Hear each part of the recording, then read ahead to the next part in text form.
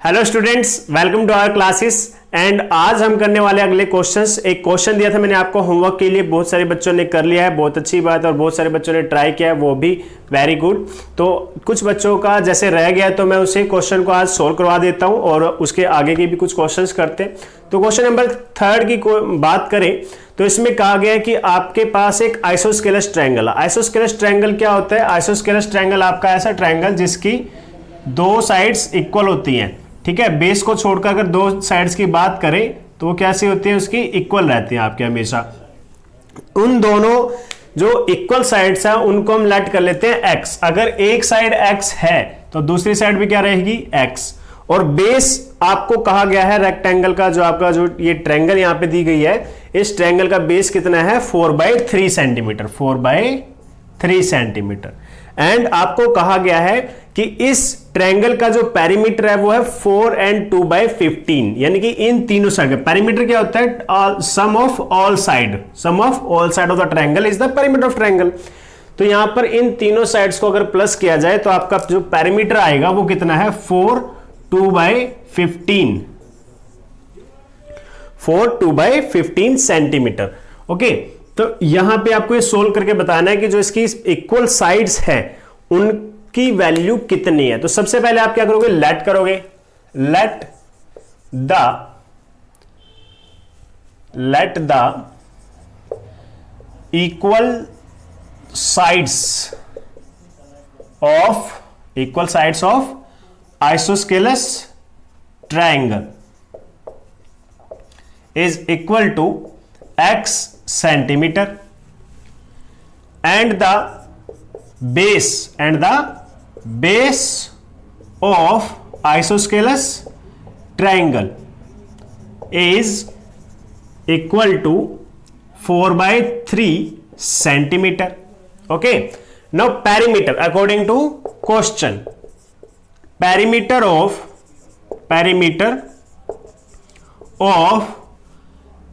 Triangle, perimeter of any triangle, because isosceles triangle हो या कोई और दूसरा ट्रायंगल हो, सभी का पेरीमीटर फॉर्मूला सेम ही रहता है, sum of all side. Perimeter of triangle is equal to 4 2/15, ठीक है।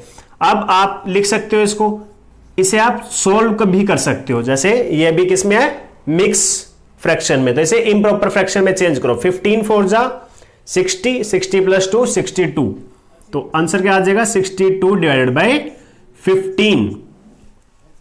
और पेरीमीटर ऑफ ट्रायंगल कैसे आएगा, sum of all side, first side, second side और थर्ड साइड कितने आपकी, 4/3। ओके, अब आप देखिए यहां पे क्या है, ये सेम टर्म्स है, लाइक टर्म जिसे कहते हैं, वेरिएबल सेम, पावर भी सेम है ना। पावर दोनों की क्या है, 1 है, जब भी तो इसके ऊपर लिखी नहीं, जिसके ऊपर पावर नहीं लिखी होती है उसका मतलब क्या है, उसकी पावर कितनी है, 1। तो दोनों की पावर कितनी है, 1। वेरिएबल भी कैसे है, सेम, तो ये क्या हो गया, लाइक टर्म्स, तो इनको क्या कर देंगे, ऐड, तो ये क्या हो जाएगा, 2x + 4/3। ये कांस्टेंट टर्म है, इसके साथ ऐड नहीं हो सकती, और ये भी क्या है, कांस्टेंट टर्म, 62/15। अब 4/3 को क्या करोगे, ट्रांसपोज करोगे, तो यहां लिखेंगे transposing 4/3 on right hand side we get, तो हमें क्या मिलेगा, 2x = 62/15 - 4/3। अगर बात की जाए एलसीएम निकालने की तो 15 और 3 का, जो 15 और 3 का एलसीएम है वो कितना रहेगा, 15 रहेगा, ठीक है। एलसीएम तो कितना आ गया, 15, तो डिवाइड करने की बारी है, 15 से 15 को डिवाइड करोगे, आंसर 1 को 62 से मल्टीप्लाई करोगे, आंसर इज 62। फिर उसके बीच में जो साइन आपको दिखाई दे रहा है वो माइनस एज इट इज आ जाएगा। नाउ 3 से डिवाइड करो 15 को, 3 5 जा 15, 5 आ गया आंसर। 5 को 4 से मल्टीप्लाई करो, 5 4 जा 20, तो आंसर ये आ गया। अब अगर बात की जाए तो आपको माइनस करने के बाद आंसर क्या मिल रहा है, 62 - 20 विच इज 42/15।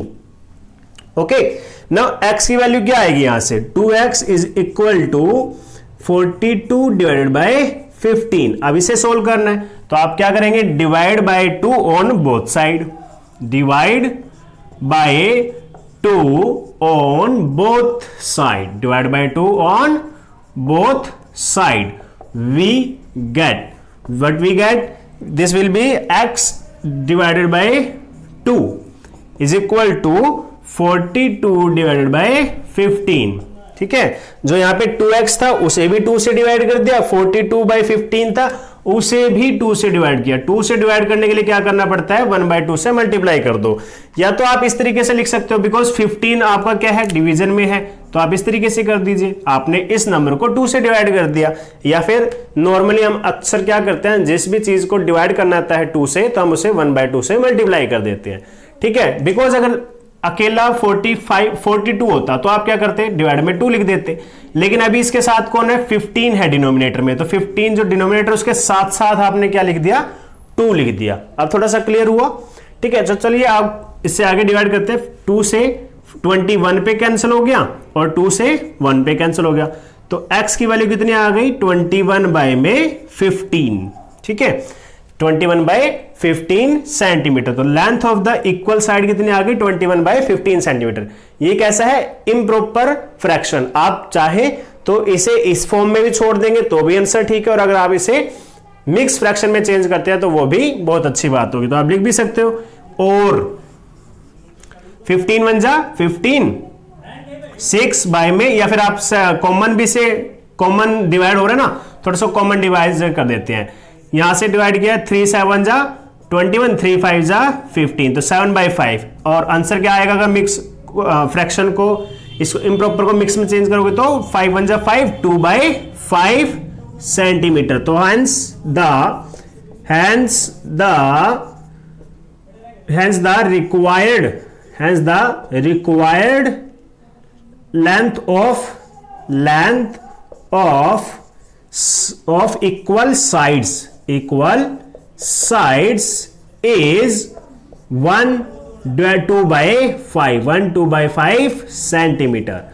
अगर हम अपने क्वेश्चन नंबर 4 की बात करें तो क्वेश्चन नंबर 4 में आपको बताया है कि यहां पर दो नंबर्स हैं जिनका सम है आपका 95 और एक नंबर दूसरे नंबर से 15 ग्रेटर है। ठीक है, तो यहां पर देखिए आपको लेट करना पड़ेगा, यहां पर भी क्या करना पड़ेगा, लेट, क्योंकि वेरिएबल्स हैं तो वेरिएबल्स तो लेट ही करने पड़ेंगे। सबसे पहले लेट करते हैं, तो लेट द फर्स्ट नंबर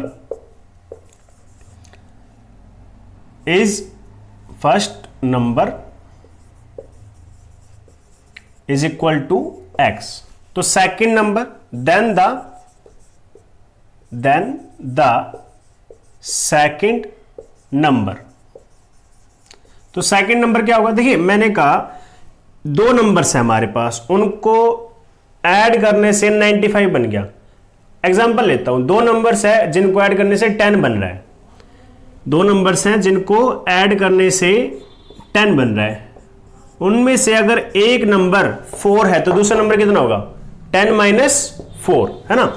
इसी तरीके से 2 नंबर्स हैं जिसमें से एक x है और दूसरा मालूम नहीं है, तो ये बताओ ये दूसरा नंबर कितना होगा, तो सिंपल सी बात है माइनस हो जाएगा, तो ये दूसरा नंबर 10 - x। सेम वे में आप क्या करोगे, यहां पर अपने लिए, यहां पे जैसे आपने कहा है ना एक नंबर x है, दोनों का सम कितना है 95, तो सेकंड नंबर कितना हो जाएगा 95 - x।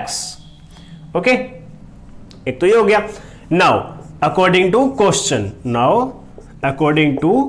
क्वेश्चन आप लेट कर लीजिए, लेट कर लेते हैं x is greater than 95 - x। जो x है यानी कि जो पहला नंबर है, फर्स्ट नंबर, वो सेकंड नंबर से ग्रेटर है, क्योंकि दोनों में से कोई ना कोई नंबर तो ग्रेटर होगा ही होगा। ठीक है, तो अब ये लेट कर लिया हमने, और अकॉर्डिंग टू क्वेश्चन कहता है एक नंबर दूसरे नंबर से 15 ज्यादा है। ठीक है, तो यहां पर देखिए दोनों नंबर को क्या करना पड़ेगा, कंपेयर करना पड़ेगा, ज्यादा है या नहीं, इसके लिए तो क्या करना पड़ता है, कंपेयर। और कंपेयर करने के लिए क्या लगाएंगे, इक्वल टू का sign. x is greater than 95 - x, लेकिन कितना ज्यादा है, तो आप उसके लिए क्या करेंगे, जिस नंबर की वैल्यू कम है उसके अंदर ऐड करेंगे। ठीक है, x is greater then this number by 15, या आप जैसे क्वेश्चन में लिखा हुआ है वन नंबर एक्सीड का मतलब क्या होता है, ज्यादा होना, यानी कि प्लस होना। One number is exceed the other number by 15, ये आपको क्लियर होना बहुत जरूरी है। ठीक है, चलो अब इसे सोल्व करना शुरू करते हैं। अब यहां पे दोनों तरफ क्या है, वेरिएबल्स हैं, तो आप क्या करेंगे, इस वेरिएबल को ट्रांसपोज कर दीजिए और इसे सोल्व कर दीजिए। तो यहां पे लिखेंगे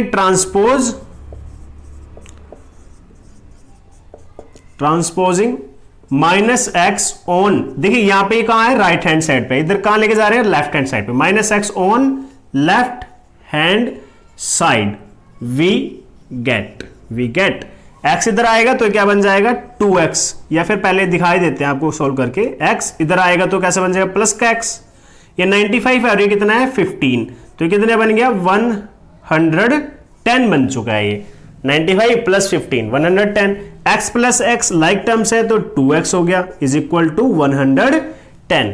तो x की वैल्यू निकालनी है तो आप क्या करोगे, दोनों तरफ 2 से डिवाइड कर दोगे, ठीक है, 110 डिवाइडेड बाय 2 से 2 डिवाइड किया तो यहां पे आएगा तो 55, 2 से 2 कैंसिल 1, x की वैल्यू कितनी आ चुकी है यहां पे 55, तो फर्स्ट नंबर कितना हो गया 55, hence first number is equal to 55 and second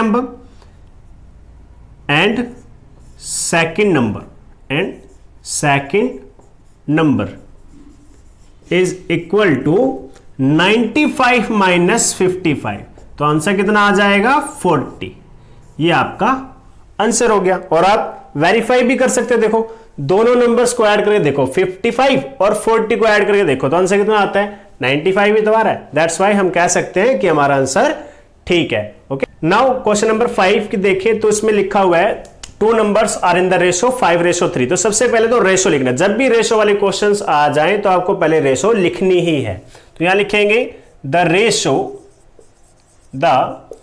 ratio of to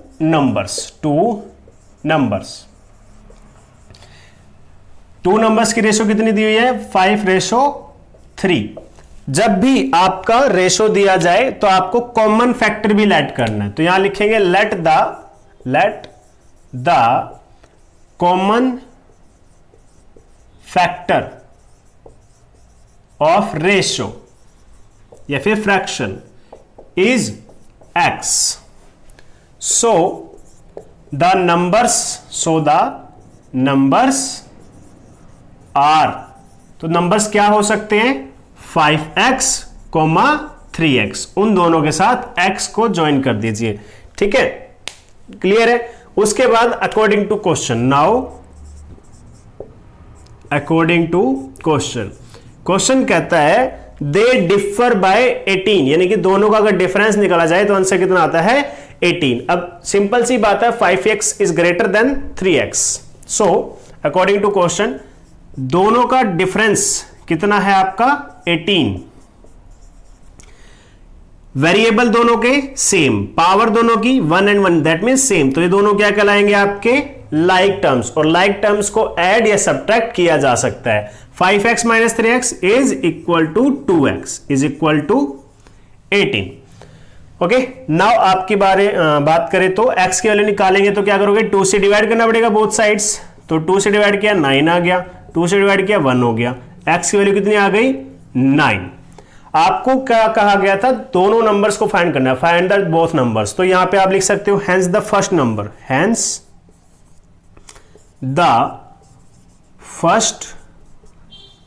first number कितना है 5x दैट मीन्स 5 मल्टीप्लाई 9 5 जा 45, एंड द सेकेंड नंबर कितना है आपका 3x, that means 3 multiply 9 which is equal to 9 3s are 27, this is your answer। Okay students, आज के लिए बस इतना ही, और ये होमवर्क आपके लिए है, एक क्वेश्चन जो आप सॉल्व कीजिएगा, और ठीक है इसी तरीके से अपनी स्टडी के साथ बने रहे। Thank you, have a good day.